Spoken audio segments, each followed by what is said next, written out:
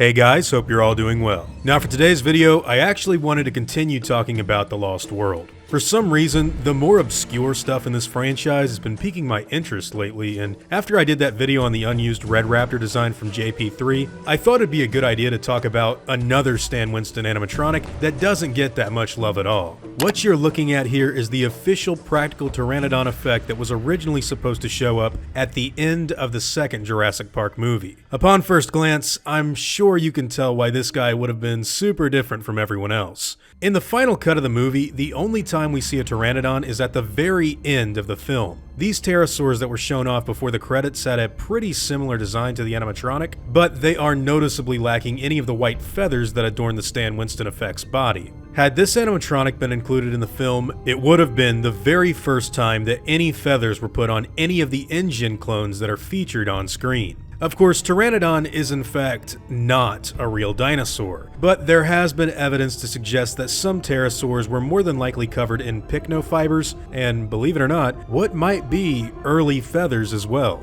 So their inclusion in a JP film would have been pretty groundbreaking for the franchise and dino movies in general, especially for 1997. Now, if we take a closer look at the body of this creature, we can really see the massive amount of detail that went into creating this incredible effect. Apart from the beak, horn, and the animal's eyes, it looks like the entire body would have been covered in a pretty thick layer of feathery fluff. I'm not so sure what the wings would have looked like because we don't get to see them. However, it's safe to say that most of the creature's body would have had quite a lot of fluff. I'm not so sure what they actually used to create the stuff that's all over the pterosaur, but it gives the reptile a somewhat furry look when compared to the scaly one that we actually got. How people would have reacted to this at the time is kind of tricky to say, because for this particular species of pterosaur, we don't really know exactly what any feathers or down-like material would have looked like at all. However, JP got away with the highly inaccurate Dilophosaur, so I personally think it would have been received just fine. Now, for those who are unaware, the Pteranodon was supposed to take part in a very important sequence that was originally intended for the end of the film. Just before the helicopter comes to pick up Ian and the other survivors, there was going to be a revelation where our protagonists would learn that the InGen worker village was actually a nest for the pterosaurs.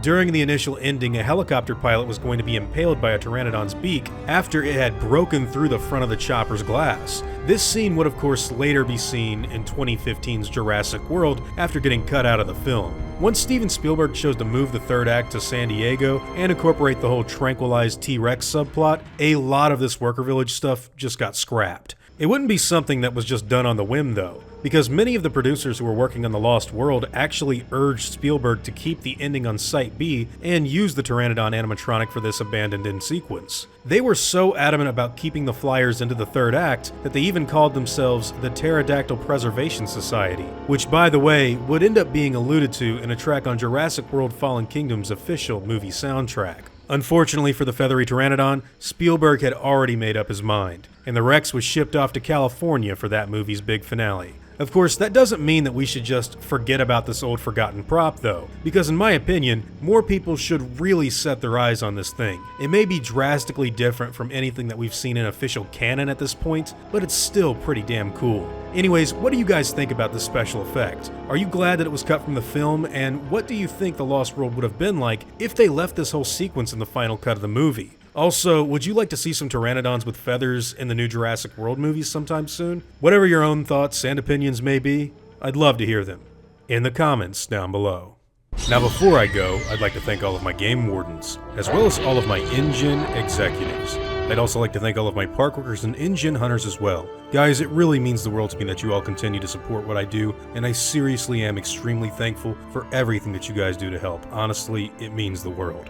Now I'd like to thank you all for watching this video, and hope that you all enjoy today's content. If you feel like I deserve it, I'd appreciate the like and hope that you'll consider subscribing if you're interested in hearing from me again. I'll see you all in the next video, guys, and as always, take it easy.